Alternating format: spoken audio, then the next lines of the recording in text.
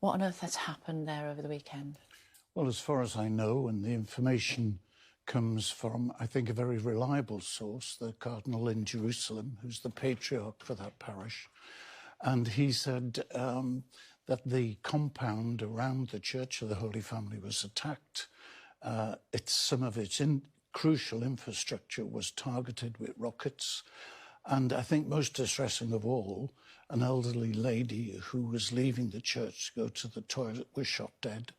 And then her daughter, who went out to try and assist her, was killed as well. All of this within what has been clearly designated as a church place, which I cannot believe for 1 minute has rocket launchers in it. And it's a community that since October has sheltered hundreds of people and looked after them. And the religious sisters, the nuns there, have been cooking and feeding people. And the house where they live in that compound, where they look after 54 very handicapped people, the water tanks were blown off, the solar panels were blown off, and the house was rendered almost uninhabitable. So it's a desperate situation for them. The Pope's called it terrorism. How would you describe it? Well, it's certainly a cold-blooded killing. That's the description that is given.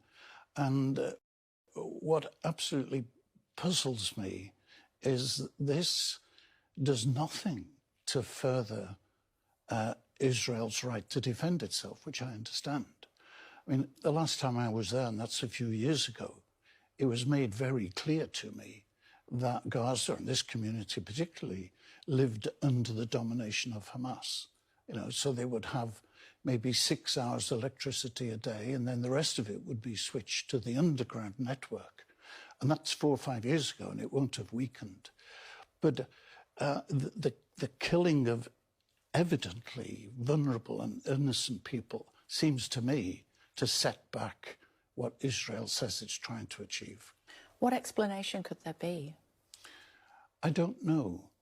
I don't know. I don't know about the management of soldiers in uniform and the discipline that they should be exercising. But we've seen in a number of ways that discipline has broken down, and these would appear to be just random shootings. So I hope those responsible for it, because this is a structured army, will be held to account for what they've done.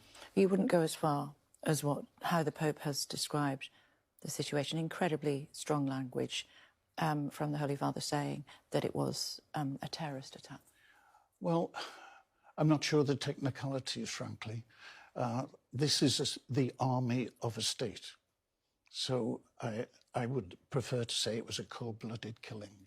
And what is so terrible is it's just one example of what would seem to be many, but one example that touches me deeply and one example from which we have some very objective evidence. The Israeli Defense Force says it didn't happen, wasn't there? Well, I think that's hard to believe, frankly, because